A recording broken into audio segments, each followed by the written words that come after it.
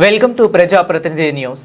కుల బహిష్కరణ చేశారని ప్రజావాణిలో ఫిర్యాదు చేసిన దొంకెని నరసింహులు మంజుల కామారెడ్డి జిల్లా కలెక్టరేట్ ప్రజావాణిలో కుల బహిష్కరణ చేశారని ప్రజావాణిలో ఫిర్యాదు చేసిన బిక్కనూరు మండలం రామేశ్వరపల్లి గ్రామానికి చెందిన దొంకెని నరసింహులు మంజుల. ఈ సందర్భంగా దొంకెని నరసింహులు మంజుల మీడియాతో మాట్లాడుతూ, గత సంవత్సరం 30 తేదీ ఏప్రిల్ 2025 సంవత్సరంలో నా కుమారుడు దొంకెని నవీన్ కుమార్ మా కులానికి చెందిన అమ్మాయి గర్గుల ప్రతిభ మాల కులంతో కుటుంబ సభ్యుల మరియు కులం సభ్యుల సమితి లేకుండా వారిద్దరూ మేజర్లు అయినందున ఆర్య సమాజ్ ఈసీఐఎల్ గాయత్రి నగర్ కాప్రా మేడ్చల్ మల్కాజ్గిరిలో ప్రేమ వివాహం చేసుకున్నారని, తరువాత కొన్ని రోజులకు ఇంటికి వస్తే సాంప్రదాయం ప్రకారం కులం అందరికీ రామేశ్వరపల్లి రెడ్డి ఫంక్షన్ హాల్లో విందు కూడా ఇవ్వడం జరిగిందని, మా కులస్తులను కాదని పెళ్లి చేసుకున్నందుకు మా కుల పెద్దలు 50,000 రూపాయల జరిమానా కడితేనే మా కులం వారితో మాట్లాడాలని అంటున్నారని, ఎవరు కూడా మాతో మాట్లాడడం లేదని, దీనిపైన జిల్లా కలెక్టర్ ప్రజావాణిలో ఫిర్యాదు చేయడం జరిగిందని, జిల్లా కలెక్టర్ గారు చొరవ తీసుకుని మా కుటుంబానికి న్యాయం చేయాలని కోరారు. పెద్ద మనిషి ఏం చేసిండు, ఇక బీడి వంచిపించిండు. ఏంటంటే బీడి వంచిపించి ఇక కులంలో అందరూ ఇక ఆడోళ్ళు మగవాళ్ళు అందరూ కూర్చున్నారు. అందరు కూర్చొని కూర్చున్నాక ఇక పిల్ల తల్లిదండ్రులు పిలిపించినట్టు మేము పోయేసరికి కాళ్ళు ఉన్నారు. ఇక మేము పోయినాక నర్సింహులు చెప్పు 25,000 అడ్వాన్స్ పెట్టాలి ఇక్కడ అని అన్నారు. అంటే ఎందుకోసం అంటే మేము మాట్లాడాలా, మేము మాట్లాడితేనే కదా ఇప్పుడు మాకు చెప్పినావు నువ్వు, మేము మాట్లాడాలా అని అన్నారు. సరే అని అయితే 25,000 మేము 5,000 పెట్టినాం, వాళ్ళు కూడా 5,000 పెట్టారు అడ్వాన్స్. పెట్టినాక జమనాతి అని అన్నారు. జమనాతి ఇచ్చినాక ఇక పంజులను కోరుకో, 4 పంజులను కోరుకోరా అని అంటే, నేను ఎప్పుడు పోలేని సంఘం కాడికి నాకు తెలియదు, అది ఎట్లా చేస్తారో తెలియదు, అదేం మాట్లాడతారో కూడా నాకు తెలియదు. మా ఆయననే పోతాడు, ఆయనే పైసలు ఇచ్చేస్తాడా కూర్చుంటాడా నాకు తెలియదు. పోయి ఆయనతో ఇక జమనాతులు పంజులు అనేసరికి ఇక ఇక్కడ 4 అక్కడ 4 పోయినరు బయటకు. పోయినరు అక్కడ ఏం మాట్లాడుకుని వచ్చారో సాయంత్రం అయినాక వచ్చి ఇక ఇన్నోండ్రి ఇక రాసినాము, ఇక నువ్వు నర్సింహులు 50,000 కట్టాలా, పిల్లగానులు 50,000 కట్టాలా, పిల్లలు 25,000 కట్టాలా సంఘంకు అనేసి రాసిరు. చదివి ఇక సంతకం పెట్టానంటే ఈయన మరి ఎందుకోసమని ఈయన అడగలే, నేనే అడిగాను. మరి ఎందుకోసం కట్టాలి మేము 50,000 ఏం తప్పు చేసినామని అంటే, లేదమ్మా నువ్వు 15 రోజులు లేట్ అయింది, నువ్వు చెప్పలేవు సంఘంకు, మాకు చెప్పనే లేవు, నువ్వు ఖచ్చితంగా నువ్వు 50,000 కట్టాలి అంతే. లేదంటావు పలానాడు పెట్టుకుందాం, మళ్ళీ మాట్లాడుకుందామంటే పలానాడు అదే డేట్ నాడు ఫంక్షన్ ఉన్నది, ఆ ఫంక్షన్ ఎటు కాకుండా చేస్తారేమో అనేసి ఆయనతో మా ఆయనకి దాని మీద సంతకం పెట్టినాక ఇక మీకు 3 నెలల టైం ఇస్తున్నాం, 3 నెలల వరకు మీరు ఎప్పుడైనా కట్టచ్చు, 3 నెలల టైం ఇస్తున్నాం అని అన్నారు. సరే అని మేము అప్పటిదాకా వెళ్ళిపోయినాక సాయంత్రం ఆయనతో మా బావ కొడుకు ఏం చేసిండు, మా బావకు 2 కొడుకులు, పెద్ద ఆయన ఏం చేసిండు, మా చిన్న ఆయన గిట్ల వేసిరు, ఏం అన్యాయం చేసిండు, ప్రతి ఒక్కరు హెల్ప్ తీసుకురు మా చిన్న ఆయనతో. ఏం అన్యాయం చేసిండు అనేసి ఆయన క్లోజ్ ఫ్రెండ్తో మాట్లాడిండు, ఫోన్లో ఫ్రెండ్ కాదనేసి మాట్లాడితే ఆయన ఏమన్నాడో మాకు తెలియదు, ఈయనైతే మాట్లాడిండు. మీరు ఎందుకోసం వేసిర్రా అట్లా, లేనోడైతే ఊరు పెట్టుకొని మందు తాగను, మన సంఘంకు చెడ్డ పేరు రాదా, మీరు అట్లా ఎందుకు వేసిర్రా 50,000, మీరు ఎట్లా అంటే అట్లనేనా, కొంచెం ఆలోచన చేయలేరు, ప్రతి ఒక్కరు మా చిన్న ఆయన హెల్ప్ తీసుకున్నారు, ఇట్లా వేసిర్రు అనేసరికి వాళ్ళు రికార్డు చేసి ఆయన తెల్లారు మళ్ళీ రికార్డు మళ్ళీ ఏం చేసారు, మళ్ళీ ఇంటికి బీడి వంచి మళ్ళీ కూర్చున్నారు సంఘం. ఒకరోజు గ్యాప్ ఇచ్చారు, మళ్ళీ తెల్లారు కూర్చొని మళ్ళీ ఇంటికి ఇద్దరు మళ్ళీ అందరు కూర్చొని రికార్డు వినిపించాను ఏమున్నది ఆయన, అరేం చూద్దాం మీరు తర్వాత ఇంకేదన్నా ఎట్లా చేస్తారో చూద్దాం రా మీ సంగతి అని అంటే, మా సంగతి ఎట్లా చూస్తా అన్నావు నువ్వు, చలో నువ్వు కూడా మళ్ళీ అడ్వాన్స్ పెట్టు, మళ్ళీ జమనాతలి మళ్ళీ పంజులు మళ్ళీ 20,000 ఎంత అడ్వాన్స్ పెట్టుకున్నారు, ఆయనతో 1,000 రూపాయలు పెట్టించుకున్నారు, మళ్ళీ బయటకు వేరు మళ్ళీ మాట్లాడుకుని వచ్చి ఆయనకి 20,000 వేసుకొచ్చి, నువ్వు మాట్లాడినందుకు నీకు 20,000, నువ్వు మా సంగతి చూస్తాను నీకు 20,000 దండు అనేసి ఆయనకు దండి చేసిండు. ఇక దండి చేసిరు, ఆ దండి చేసిరు, మాకు నెత్తికరగా ఇంటికి పోయి సరే అని మళ్ళీ ఫస్ట్ పైసలు తీసుకొని పోతే తీసుకున్నారు. మాకు 3 నెలల టైం ఇచ్చినప్పుడు 3 నెలల దాకా చిట్టి పైసలు తీసుకోవాలి కదా, మరి తీసుకోలేరు. 2వ నెల పోయిండు, పైసలు తీసుకొని పోయిండు.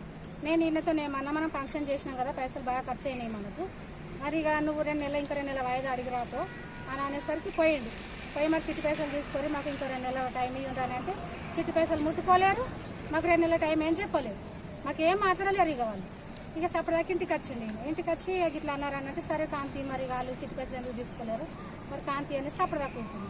ఇక ఇట్లనే మొగలు బయటకు పోతారు కదా, బయటకు పోయిన దగ్గర ఇంతకుముందు వేరేటోళ్ళు వాళ్ళు సేమ్ ఇట్లనే లవ్ మ్యారేజ్ చేసుకున్నారు. ఆ పిల్లగాడు కడా రమేష్ అని వాళ్ళ కొడుకు పెళ్లి చేసుకున్నాడు, సేమ్ క్యాస్ట్.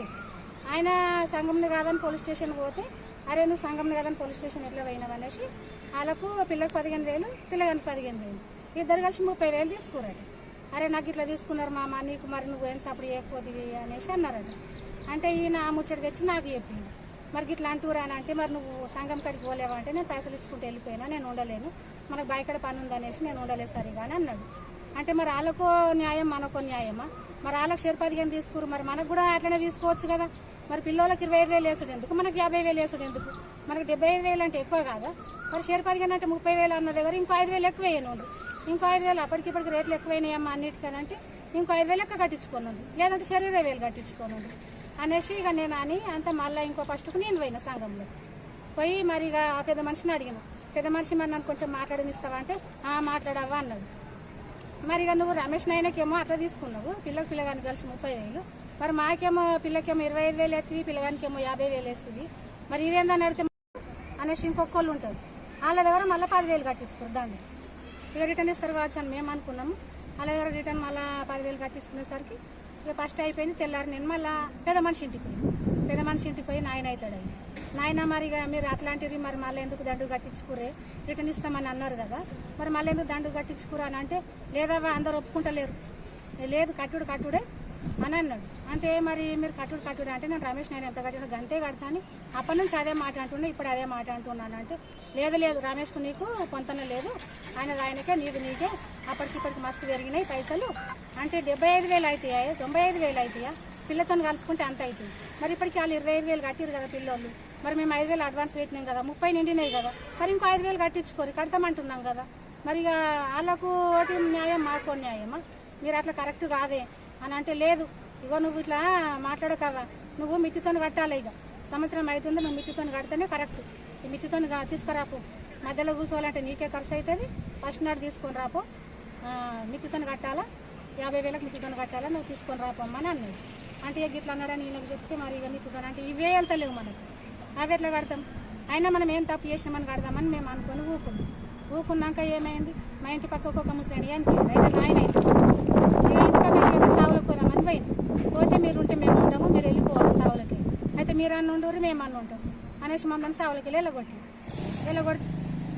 కడారి శ్రీనివాస్ పెద్ద మనిషి ఆయన చెప్పిండు, ఇంకొక పిల్లగాంతో చెప్పిండు, కడారి రమేష్ అన్నట్టు ఆయన వచ్చి లేదు మీరు వెళ్ళిపోమంటారు, మీరుంటే వీళ్ళందరూ వెళ్ళిపోతారట, అయితే మీరు అన్న ఉండరు మేమన్నా పోతామని అంటే లేదు ఇక అనేసి మేము సపరేట్గా ఊకున్నాం. మాల పిల్లదే మాది అది. ఇక అట్లా ఇలా కొట్టేసేసరికి మాకు బాధ అనిపించింది. మేము పెద్ద మనిషి ఇంటికి నేను ఒక్కదాన్నే పోయినా, మా ఆయన రాలేదు.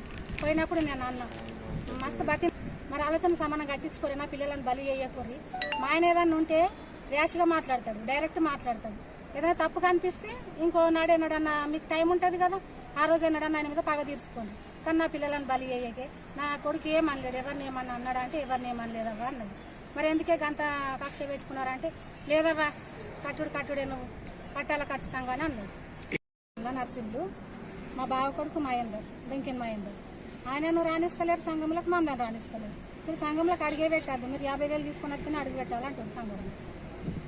లేదంటే మీరు పోలీస్ స్టేషన్ పోతారేమో కొనరి, నేను ఇంట్లో కుటుంబంలో ఎంతమంది ఉన్నామో అంతమంది మస్తాము, నువ్వు పోతా అనుకుంటున్నావేమో అవ్వా, నువ్వు ఆడికి పోతే నేను తొట్టెల పిల్లల కాడికి ఎత్తుకొని వస్తా, కూర్చుంటాం పోలీస్ స్టేషన్ ముందట, నువ్వు ఆడిగినా పోతే అని ఇట్లా అన్నాడు పెద్ద మనిషి. మననే జిల్లా కలెక్టర్ గారి దగ్గరికి వచ్చి ఇక్కడ పిటిషన్ ఇచ్చినాం, ఇక్కడైనా న్యాయం జరుగుతుందేమని వచ్చినాం సార్. అయినా జిల్లా కలెక్టర్ గారు మాకు న్యాయం చేయాలని కోరుకుంటున్నా, మళ్ళీ మమ్మల్ని కులంలో మంచిగా అందరూ ప్రేమగా మాట్లాడాలి, మాతో అందరూ కలుపుకొని ఉండాలి, అదే సార్ ఇక్కడికి వస్తే న్యాయం జరుగుతుందని కలెక్టర్ గారి దగ్గరికి వచ్చినాం. ఫంక్షన్ చేసినాము, ఫంక్షన్ చేస్తే అందరూ వచ్చిర్రు, అక్కడికి ప్రతి ఒక్కళ్ళు వచ్చిర్రు, భోజనానికి వచ్చిర్రు, మంచిగానే వచ్చిర్రు, కానీ ఈడ దండు కడతలేరు అనేసి మాకు ఇబ్బంది పెడుతున్నారు సార్. ఎందుకంటే మేము పేదవాళ్ళం, కైకిలు చేసుకొని బతుకుతాం, చేను ఉంది కొంచెం అంతా, కానీ ఎడ్ల కట్ట బాగా అంచుకే ఉంది, వర్షం పడితే మొత్తం కొట్టుకుపోతుంది, ఏ సంవత్సరమైనా పంట సరిగా వస్తలేదు సార్, మాకు కట్టాలంటే బాగా ఇబ్బంది ఉన్నది. వాళ్ళేమో మమ్మల్ని సంఘంలోకి రాణిస్తలేరు, ఏ ఫంక్షన్కి పిలుస్తలేరు, మమ్మల్ని ఏమో సావులకు కూడా రాణిస్తలేరు, మమ్మల్ని మా బావ కొడుకును మమ్మల్ని 2 ఇళ్ళని పక్కకు పెట్టేసారు. తీర్మానం రాసినామా మీకు ఎందుకు మేము ఇది చేసినామని అంటారు, అడిగితే మీరు సంఘంలో కూడా రావద్దు అనేసి అంటారు సార్. బాగా ఇబ్బంది చేస్తారు వాళ్ళు. మాకు పల్లెటూరు వాళ్ళు ఎట్లుంటుంది సార్, బాధ ఉంటుంది మాకు, ఎవరైనా మాట్లాడకపోతే బాధ అనిపిస్తుంది. మాకు అంత స్తోమత లేదు సార్ కట్టాలని, మేము వ్యవసాయం చేసుకున్నా కానీ ఆ వ్యవసాయం పంట వేస్తే వస్తలేదు, యాసంగి పంట వేస్తే రాలవానకు పోతుంది 4-5 సంవత్సరాల కోలే, వాగంచికి మా చేను ఉన్నది, ఆ వాగచ్చి మొత్తం పంట పోతుంది, కానీ మాకు ఇబ్బంది అవుతుంది సార్. పైసలు కట్టాలంటే మా దగ్గర అంత స్తోమత లేదు, మేము కట్టలేకపోతున్నాం సార్. అందుకోసమే మేము ఇక్కడికి వచ్చినాం, ఇక్కడ న్యాయం చేయాలని వచ్చినాం సార్. కలెక్టర్ గారు మాకు న్యాయం చేయాలనేసి ఇక్కడికి వచ్చినాం సార్.